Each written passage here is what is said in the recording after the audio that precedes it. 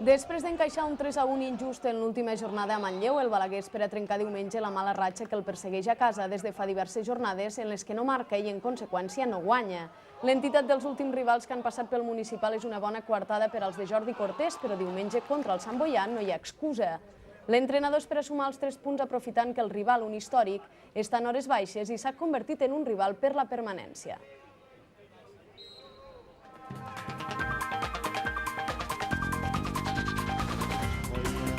És un recent baixat de segona B, però